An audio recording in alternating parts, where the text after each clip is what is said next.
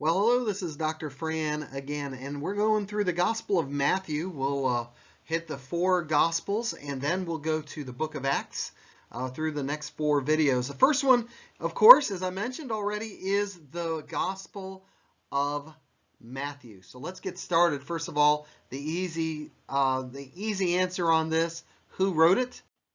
Well, it was Matthew.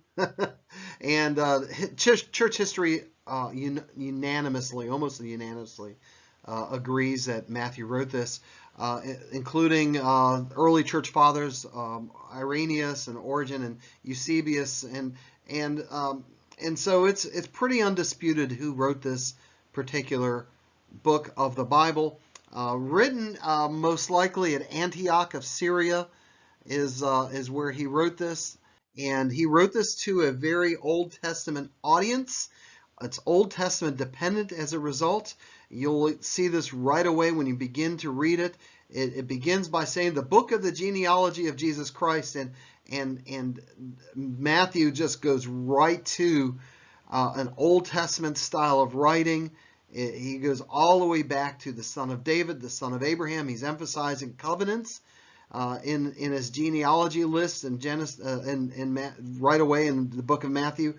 And when you look at the way that he wrote it, the son of David, the son of Abraham, it recalls the covenants that God has promised. What covenants? Well, the one of David is the covenant that David will always have a successor, or will always have a king on the throne, and Jesus was related to David through his father and his mother, through Joseph, his adopted father, so to speak, and his mother, Mary. And through the Abrahamic covenant, he's bringing up Abraham because this is an important covenant for the Jews, that every nation who blesses them will be blessed, and every nation who curses them will be cursed.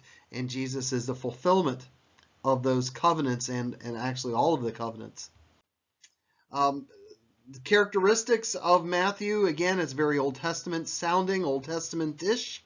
And so it starts with an opening genealogy, which may seem really boring to the modern reader, but to the reader of then, especially if you were Jewish, that is very important to know for validity-wise of what they're reading.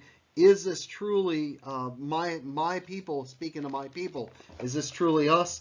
And so this is why right in the very beginning, when he starts an account of the genealogy of Christ, Jesus Christ, the son of David, uses the whole name, son of David, he begins with these various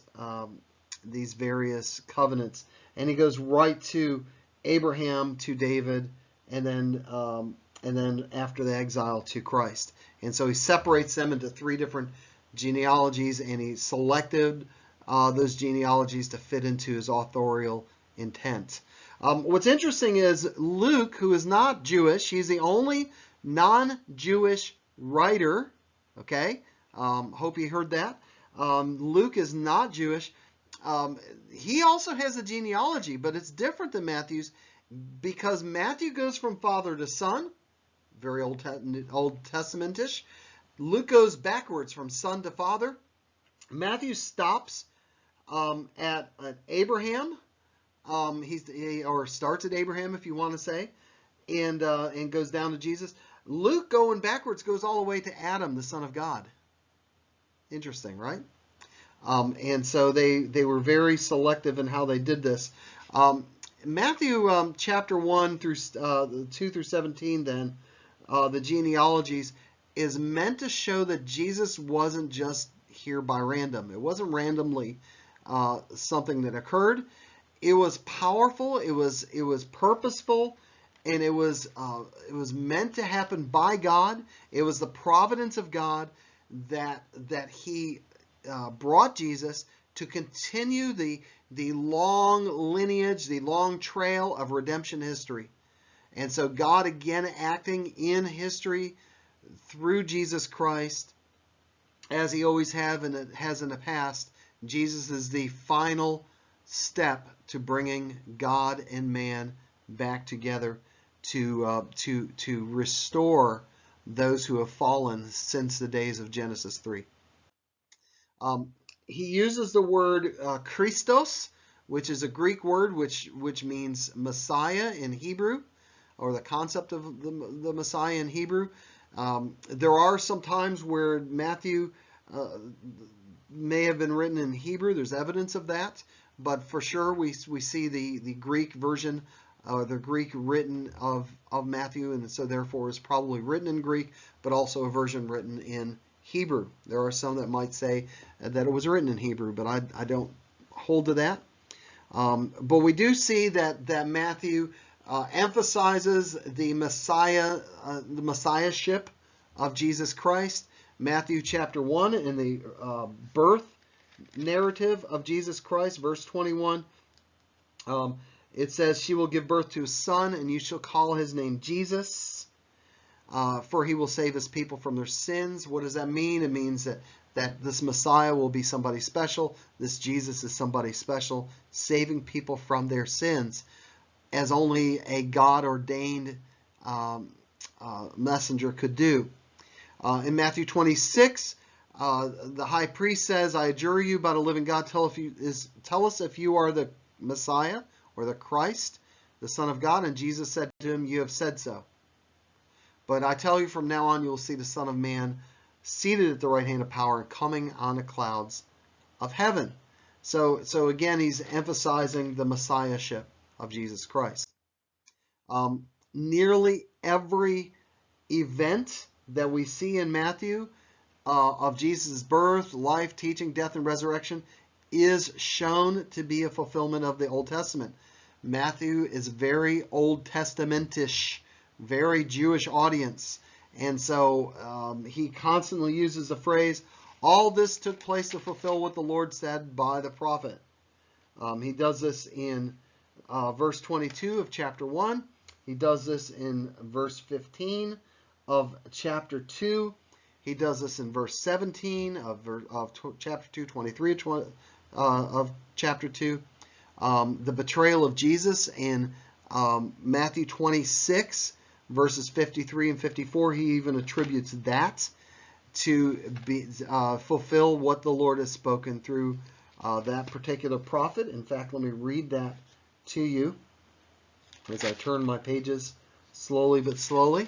Chapter 26, verse 53 and 54 says, Jesus says, "Do you think then I cannot call on my Father, and he provide me here now more than 12 legions of angels?" This is Jesus speaking to his disciples. And then he said, "How then would the scriptures be fulfilled that says it must happen this way?" And so again, Jewish audience, Matthew is continuing to emphasize that. Matthew is constantly saying that along with that, and he gives his opinion of Jesus' fulfillment. He talks about Jesus as continuing that Old Testament story, and that the Father was orchestrating this in Jesus' life. He talks about it being a divine birth. He talks about God speaking to Joseph through a dream. He talks about God affirms Jesus verbally at baptism and at the transfiguration in chapter 17, the baptism in chapter 3. How Jesus ministered by the angels and was tempted, and then ministered by the angels after he was tempted. And then in chapter 28, a very important passage of verse 2 through 7, it says that there was a violent earthquake because the angel of the Lord descended and approached the tomb, and so that it was that God himself, the power of the Father, raised Jesus from the dead. And this is all Matthew inserting this and explaining this. His intent was to let the Jewish audience know that Jesus was a true Messiah, the fulfillment of the scriptures that he had spoken about. Were there other purposes? Absolutely. Matthew also talked about the love that God has and has had for the Gentiles. Gentiles, if you recall, are anybody who is not Jewish, that is not of that historic Jewish worshiping family lineage, worshiping stock we have in our slide here. And Matthew shows various people that Jesus speaks to and actually tells them to go and tell the gospel. In Matthew 28, to go to the world in all nations, not just the Jewish nation, to go to all nations and making disciples. And so Jesus, who's supreme over all things, calls us to do those things. Matthew talks about Jesus' teaching in Matthew chapter 5 through 7. The Sermon on the Mount is what it's called. 3 chapters. I hope you're hearing that. 3 chapters of Matthew, which talks about Jesus' teaching. The most content that we have is found here in Matthew. And it's many different maybe speaking engagements that he collected, or maybe one long sermon. I believe it's one long sermon. And it begins with something called the Beatitudes, which means blessed. And blessed is how most translations have this begin. It says, blessed are the poor in spirit, blessed are those who mourn, blessed are the humble, blessed who are the merciful, blessed are pure in heart. And then he has a result. For example, blessed are the pure in heart, for they will see God. Blessed are the peacemakers, for they will be called sons of God. Throughout the Sermon on the Mount, we also see how Jesus flips the Old Testament laws. You have heard, but I say. So you have heard it said, do not murder. And I tell you, everyone who is angry is guilty of murder. You have said, do not commit adultery. But I tell you, one who looks at a woman with lust in his heart has already committed adultery in his heart. He's teaching some harsh stuff. Again, the Beatitudes are the blessed passages. He also talks about us being salt and light to the world. So it's, again, the Jews being salt and light to the nations. And so let your light so shine before others, so they may see your good works and give glory to your Father who is in heaven. Throughout the Sermon on the Mount, again, a very important section here of teaching. You see the outline here of various ways that Jesus spoke. You can download this slide if you need to and study it a little bit further. One thing that Jesus does in the Sermon on the Mount that we often have to remember is showing grace to our enemies. Look at what I have here in the next slide. Jesus said, you've heard. Here it is. You've heard it said, an eye for an eye and a tooth for a tooth. But I say to you, do not resist the one who is evil. For if anyone slaps you on the right cheek, turn to him the other also. Show grace. I love this one. He says, verse 44, love your enemies and pray for those who persecute you. In verse 46, he asks a question. If you only love those who love you, what reward would you have? Don't even the tax collectors or sinners do the same? And so he's saying, show grace to people. Judging others, he talks about don't judge or you'll be judged. And he's not saying not to hold others to a standard, but do not see the speck in your brother's eye if you have a log in your own eye. And so he's basically given us a how-to manual for judging rightly. Don't go speck seeking when you have a log in your eye. Don't solve somebody else's issues if you can't solve your own issue. Don't extrospect with other people without introspection. And do notice when something is wrong. In other words, you do need to have a standard for right and wrong. Do move to take the speck out, because he does say that in here. Not just don't judge. He does say in chapter 7, yes, go ahead and take the speck out. He said, first take the beam of wood out of your own eye, and then you'll be able to see clearly, take the splinter out of your brother's eye, or the speck out of your brother's eye. So judgment is a two-way street. Judge yourself and help others to also see the standard that God has laid out for them as well. We see other areas of Matthew where he does talk about teaching. Matthew 18 is another one. Teaching about discipline, how about when you have a dispute, how you're to forgive people. And also he says, be sure that you follow my teachings. And he gave parables. Now, what's a parable?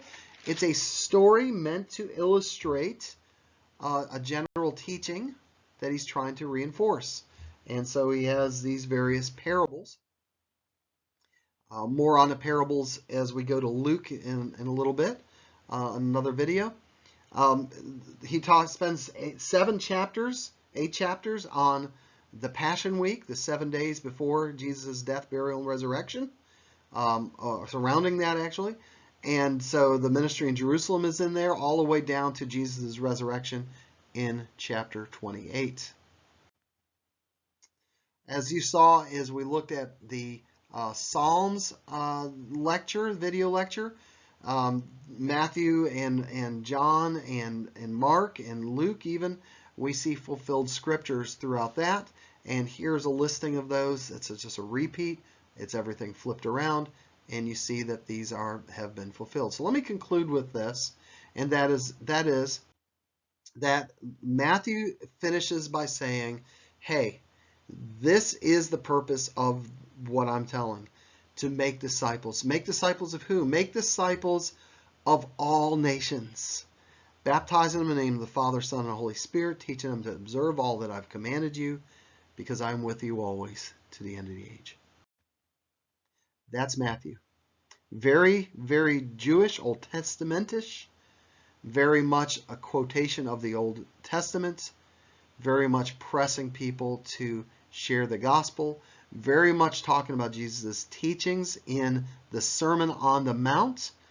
Matthew, Mark, and Luke, being the synoptic gospels, have some similarities, differences, but similarities. John is the only one that is not considered a synoptic gospel. Hear that? But Matthew here leads the way in speaking to an Old Testament audience. Thank you. We'll talk about the next book as you pick up and click on our next video. God bless.